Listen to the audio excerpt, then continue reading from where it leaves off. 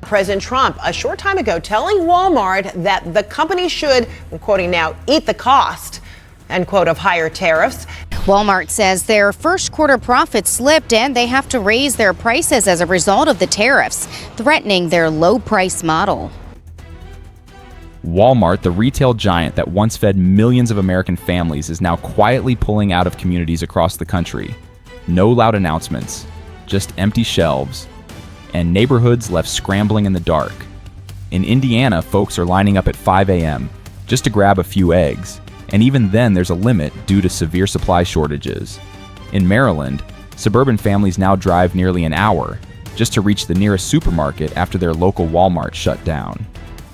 What's sparking warnings from experts nationwide is this: the very tariffs once touted by the Trump administration as a way to protect American manufacturing are now backfiring, driving up food prices and wreaking havoc on supply chains. In this video, we'll reveal the 10 U.S. states facing the most severe food shortages, places that once relied on Walmart like a lifeline.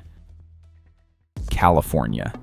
In Fremont, Northern California, there used to be a Walmart store right on the corner of downtown, a place where locals stopped by each evening to grab milk bread and daily essentials. Today, that lot is fenced off with tall corrugated metal displaying just one lonely sign: permanently closed.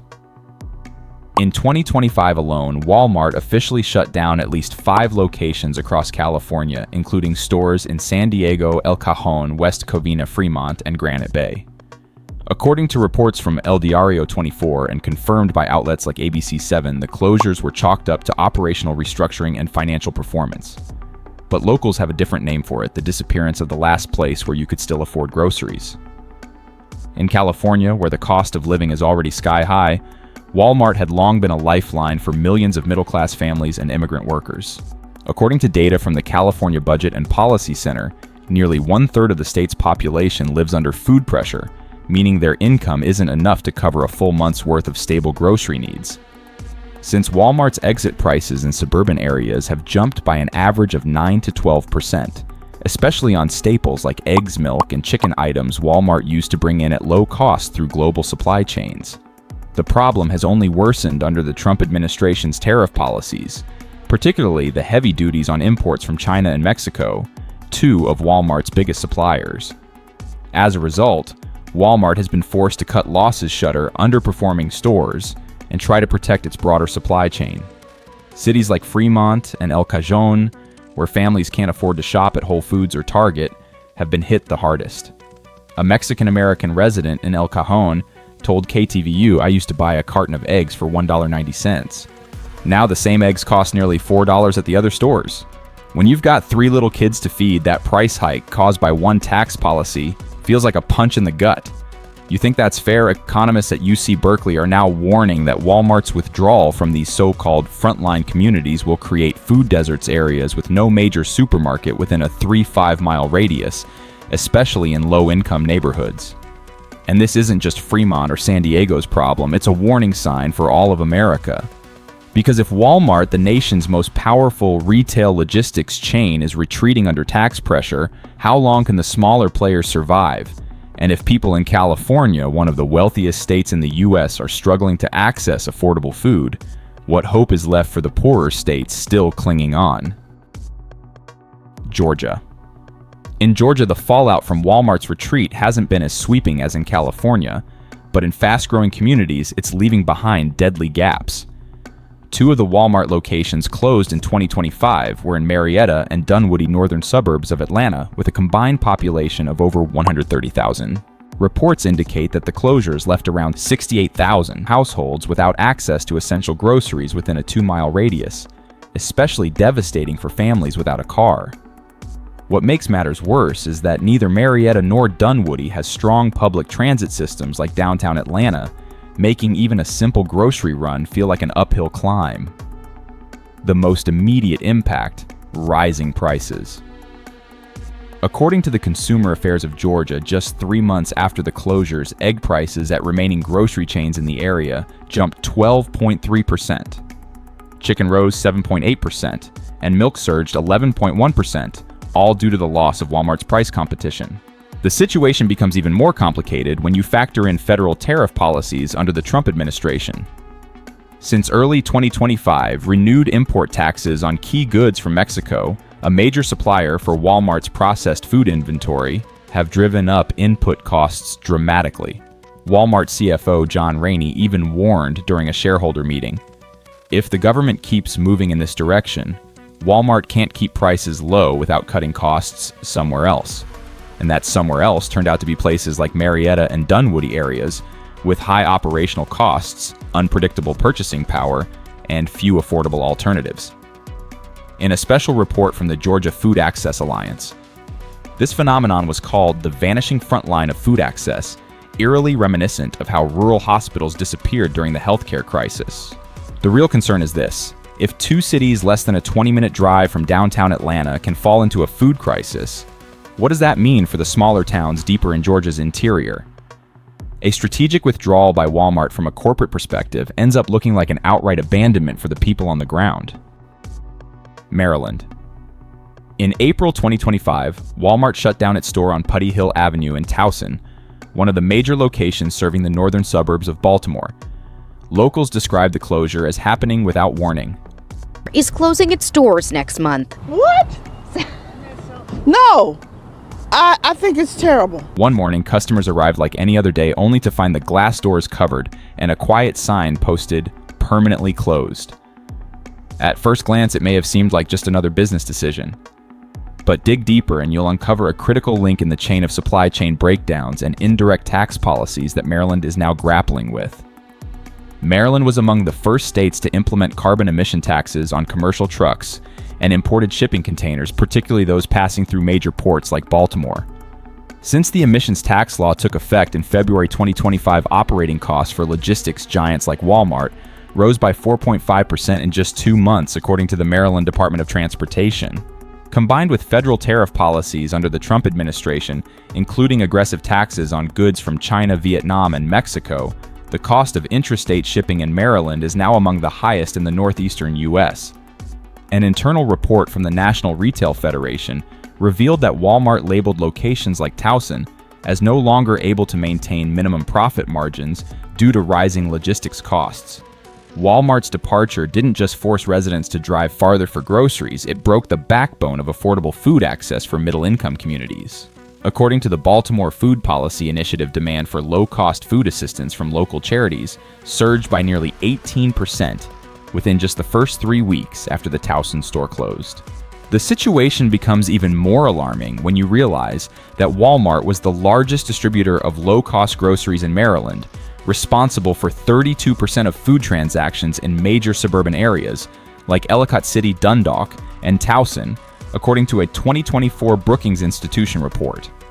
Dr. Marlene Grove, a logistics expert at Johns Hopkins, explained it best. When people think of supply chains, they think of trucks. But the truth is, when transportation taxes, carbon fees, and international tariffs stack up, big companies no longer have a reason to maintain retail locations in places that are both costly and offer low competition. And Maryland, with its unfriendly cocktail of federal and state tax policies, stands as a textbook example. Walmart pulled out, but what followed, spiraling food prices. Seniors unable to drive long distances to find replacements. Maryland may have set out to be a model state for green policies, but in the battle for affordable food and sustainable supply chains, it's now facing a bitter defeat. Ohio. On the south side of Columbus, there used to be a bustling Walmart at 3579 South High Street. It was a weekly stop for locals, mostly working-class families, retirees, and middle-income households picking up essentials like groceries and household goods. But since March 2025, that once busy lot has become a silent patch of land with nothing left but a few tilted shopping carts swaying in the cold spring wind. Walmart cited strategic restructuring as the reason for pulling out. But behind that corporate phrase lies a chain of crises that Ohio residents are now forced to navigate. Ohio is among the states hit hardest by Walmart's distribution network shakeup, especially in urban areas where population density is high, but purchasing power falls below the national average. With rising logistics costs driven by carbon taxes, fuel prices, and federal tariffs, Walmart has lost interest in areas considered low-margin pressure zones. The most visible impact isn't found in corporate earnings reports, it's on the dinner tables of everyday families. According to the Columbus Food Access Coalition, within just 60 days of the South High Street store's closure, the number of Franklin County residents relying on food assistance rose by over 22%. Egg prices at remaining stores like Kroger and Meijer jumped from $1.89 to nearly $3.90, and milk prices surged by an average of 17.4%. Brian Keller, a father of 3 living in Groveport, told the Columbus Dispatch, "My wife started planting tomatoes, kale, and scallions in the backyard. We even bought an old chicken coop to raise hens for eggs. I never thought in 2025 in Ohio we'd be going back to the way our grandparents used to live. What seems like a hopeful shift towards self-sufficiency is in reality a troubling sign people are losing faith in the retail system's ability to ensure food security. At the same time, local charities and food banks are being pushed to the brink. The Mid-Ohio Food Collective reported a 30% year-over-year increase in aid requests, and that's just scratching the surface. Dr. Rachel Lindberg, a researcher at Ohio State University, put it plainly, Walmart isn't just a place to shop. It's part of the community's infrastructure. When it disappears, we're not just losing products. We're losing the entire structure that held basic daily life together. Ohio was once considered a poster child for the American heartland, a blend of industry agriculture and working-class resilience. But with Walmart pulling out, families are now left with 2 choices: drive dozens of miles for basic goods, or return to planting vegetables and raising chickens just like Americans did nearly a century ago. The question now isn't, why did Walmart leave It's Without Walmart? Who's going to feed America's working class? To Wisconsin. In the state of Wisconsin, Walmart was once considered a secret weapon for low-income families trying to maintain a decent standard of living in an increasingly expensive economy. With over 100 stores spread across the state, Walmart functioned as a vital hub for groceries, household goods, and pharmacy items, helping to keep prices in check against competitors like Pick and Save and Aldi. But since early 2025, at least 2 Walmart locations in Milwaukee and Green Bay have been shuttered under the justification of logistics system realignment. The result? A troubling new reality: food price disparities within the same state are rising at an alarming rate.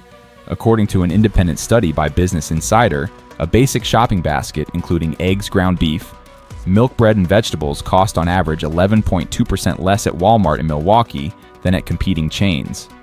Once Walmart exited, no other store could match those prices. The outcome? Residents now pay between $8 to $15 more per week for the same quantity of food. For a low-income household in Wisconsin, that extra $15 a week adds up to more than $700 a year, nearly the cost of a basic health insurance plan for one person. Elaine Morgan, a retired resident living in South Milwaukee, told a local station, "I used to walk 15 minutes to Walmart. Now I have to take 2 buses to a different store, and the prices are almost double. I can't even afford fresh vegetables every week anymore." What makes this especially concerning is that Wisconsin has a large population of elderly residents and rural immigrant workers groups most vulnerable to food price hikes. Losing access to Walmart, which once offered thousands of low-cost items thanks to a vast global supply chain, means they're not just losing a store, they're losing financial stability. A report from the Wisconsin Council on Children and Families warns that the disappearance of Walmart in poorer areas could lead to increased rates of mild malnutrition among children and the elderly, driven by reduced meal quality. Walmart was never just a convenient stop. For many families in Wisconsin, it was a lifeline. And now that lifeline is gone, people are being forced to sacrifice the one thing they shouldn't have to the quality of their daily meals. Colorado. This state, known for its green development initiatives, eco-friendly transportation systems, and forward-thinking environmental policies, is now facing a harsh contradiction: the quiet retreat of Walmart from some of its most densely populated communities. In 2025, at least 2 Walmart locations in the cities of Aurora and Colorado Springs were shut down. According to reports from El Diario 24 and the Denver Post, Walmart's decision came after the company deemed operating costs in Colorado no longer efficient when compared to nearby states like Utah or Wyoming. The reason wasn't just rent or labor, it was the collision of state-level carbon emission policies and federal trade tariffs. Colorado is one of the nation's leaders in applying carbon taxes to freight and logistics, aiming to reduce emissions by 50% by 2030. But according to the Colorado Department of Transportation, This has raised the average cost per freight shipment by 3.8% in the first quarter of 2025. For a retail chain like Walmart, which thrives on razor-thin margins that increase, is far from trivial.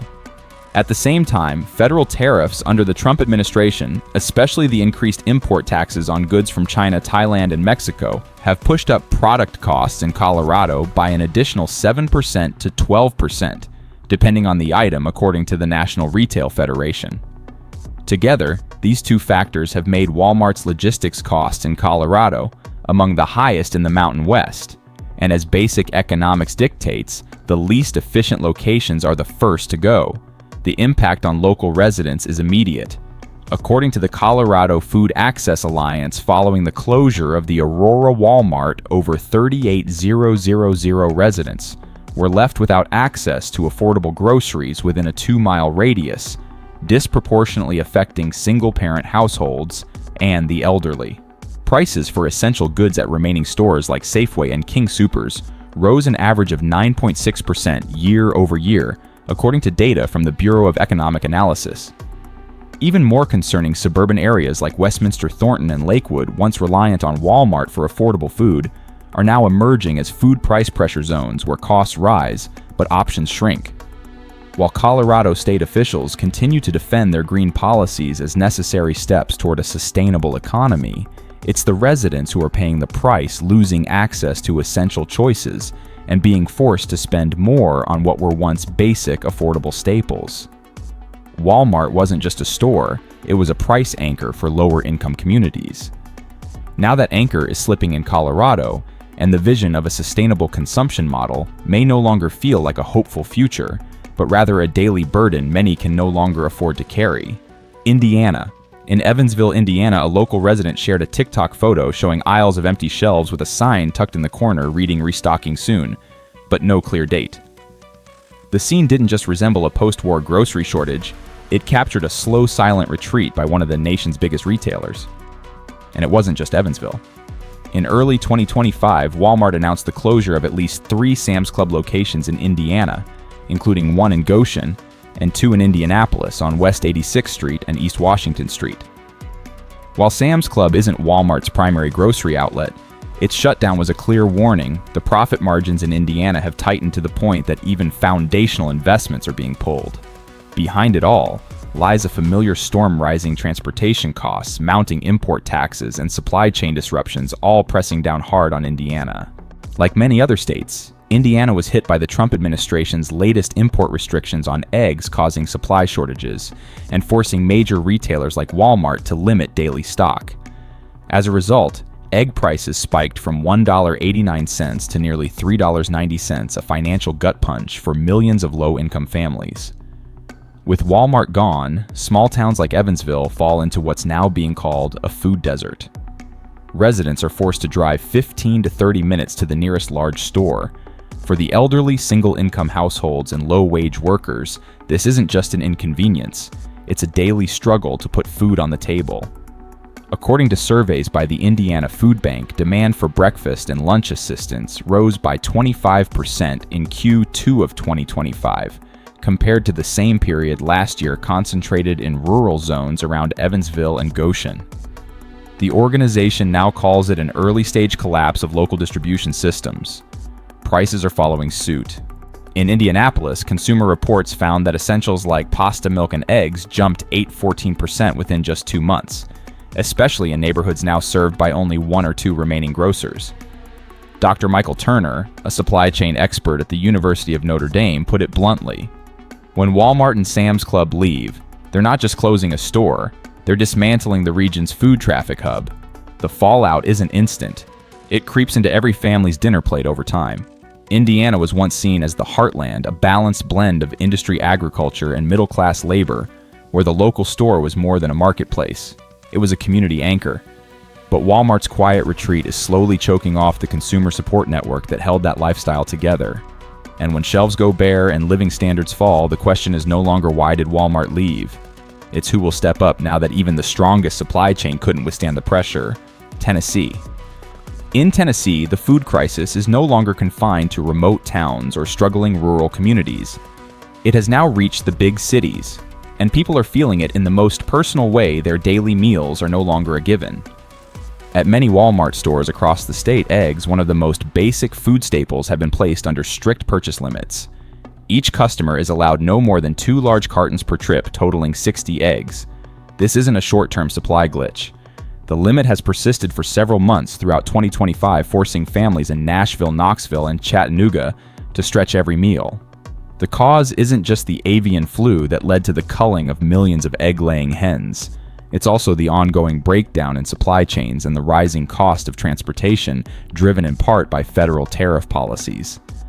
Eggs have become scarce, with prices jumping from just over $3 to nearly $5 per dozen. Meanwhile, alternatives like organic or imported eggs are simply out of reach for the average working family. The crisis deepens when you look at the food banks, the last safety net for thousands of struggling households.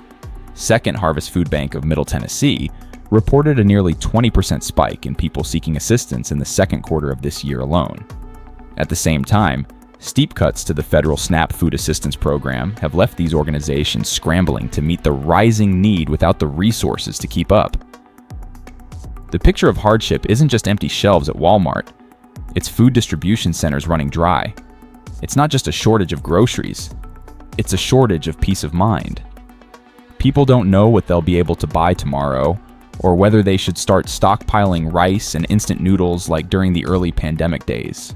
For years, Walmart in Tennessee helped stabilize food prices, a place where low-income families could still shop within a tight budget and leave with everything they needed. But now, with Walmart struggling to maintain competitive pricing and scaling back operations, the void it's leaving behind is massive. The state government has yet to propose any concrete policy to fill the role Walmart once played in providing essential food access. What's emerging is a quiet crisis, not loud, not flashy, but slow burning and deeply unsettling. When dinner becomes a math problem, it becomes painfully clear the disappearance of a major retailer isn't just about commerce. It's about survival for millions of Tennesseans. Florida. In coastal cities like Miami-Dade, Fort Lauderdale, and Orlando, Florida, residents are now experiencing severe disruptions in the food supply chain. At most, major retailers including Publix, Walmart, Kroger, and Trader Joe's egg shelves now display signs reading "Limit 1 dozen per customer per day." This isn't just a supply control tactic, it's a flashing red signal of panic buying as fear of shortage drives consumers to hoard even more. One shopper in Winter Park said, "I went out to buy eggs and saw the price had doubled, and the empty shelves just left me full of question marks." The primary cause is the H5N1 avian flu outbreak stretching from late 2024 into early 2025, which led to the culling of tens of millions of laying hens. According to the USDA, egg prices in Florida spiked over 65% in just a few months, jumping from an average of just over $3 a dozen to nearly $5.06. At some Walmart locations in Florida, prices for 18-count cartons have hit a staggering $8 to $13.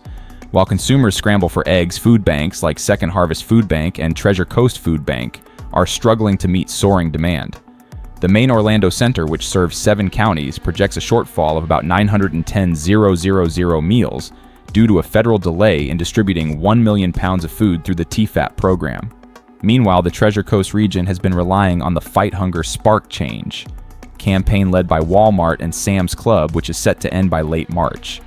Beyond eggs, essential staples like milk, pasta, and canned beans have also risen 10-20% year over year due to tightened supply chains. Low-income workers and single-parent households are being forced to rethink their weekly budgets, cutting portion sizes, giving up higher quality foods, or simply settling for less nutritious meals. Relief centers are issuing emergency calls for donations, particularly for vulnerable groups like the elderly, disabled, and children, those most at risk in a food price surge. Federal tax policy under the Trump administration has added further strain. Tariffs on agricultural imports and packaged goods from China, Mexico, and other parts of Asia have led suppliers to pass the costs along. Even Walmart, long known for keeping prices rock bottom, has struggled to absorb the spike in costs.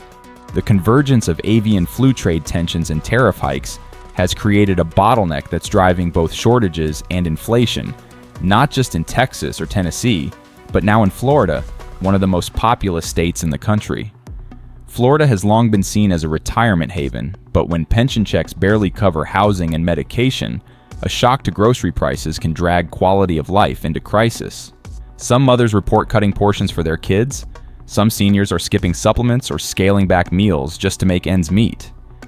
And when food banks can no longer meet demand, that gap only grows as resources shrink while desperation rises. A policy expert from Feeding Florida warns, without direct intervention from state or federal agencies to stabilize supply chains and support local food banks, food boil zones will spread areas where residents can't access nutritious food, not just due to cost, but due to sheer unavailability. Avian flu may have been the trigger, but this crisis is far larger. It's the fallout of a tangled web of policy decisions, and Florida is becoming the mirror reflecting America's deepening food crisis. Missouri. In 2025, large parts of Missouri have fallen into what experts now describe as full-blown food deserts.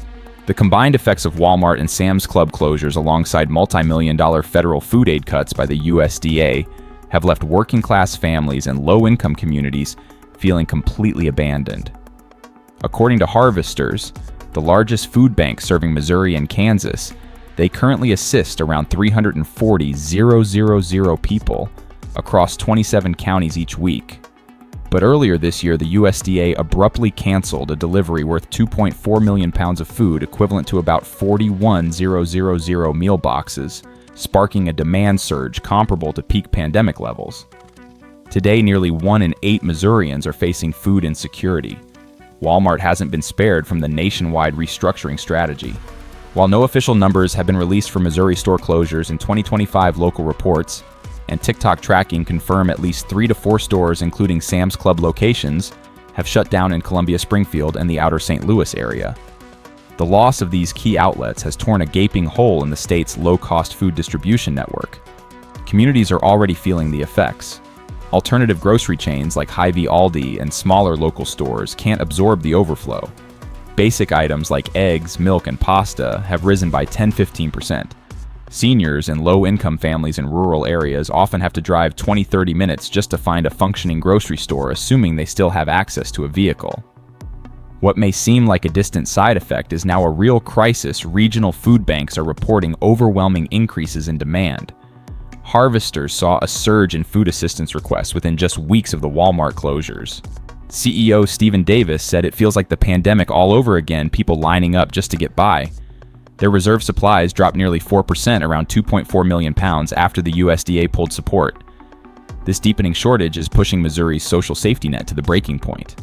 SNAP benefits are stretched thin, and food banks can't fill the gap. Elementary school kids, teens, and the elderly are now receiving meals without protein or fresh vegetables. Many families are reducing portion sizes just to make food last longer. At a policy level, the crisis is the result of a perfect storm sweeping federal budget cuts, tariff policies from the Trump administration that raised import costs, and Walmart's profit-driven restructuring. The outcome? The poor grow poorer. Seniors are left without support. Working-class families are barely scraping by. Experts from the St. Louis Area Food Bank warn that unless state and federal leaders act soon, Missouri may become the next retail collapse hotspot, triggering a domino effect of supply chain breakdowns. Residents are now urging the state government to step in to negotiate with Walmart to keep at least one vital distribution store open in each region, or to increase funding for food banks to meet emergency demand. Missouri, once seen as the stronghold of rural American values in the Midwest, is now paying the price for vanishing retail access and federal withdrawal. When the surface of stability is cracked wide open, the real question becomes who will fight for the basic right to eat for hundreds of thousands of Missourians. When Walmart, long seen as the symbol of affordable American living, begins to retreat, it's not just a business decision. It's the alarm bell of a system in crisis where the working poor, the elderly, and struggling families are the first to bear the cost. The question isn't just why is Walmart leaving? It's how are everyday Americans supposed to survive these costs if even Walmart can't? And perhaps more urgently, when will national policies start prioritizing dinner plates over profit margins? This video does not promote division within the United States or encourage segregation. All content is presented for the purpose of exploration, analysis, and fostering discussion based on current events, public sentiment, and social trends. We fully respect the United States Constitution and all federal regulations. If today analysis made you think, drop a comment so we can keep the conversations going. And don't forget to like, subscribe, and hit the bell so you will never miss our next independent deep dive.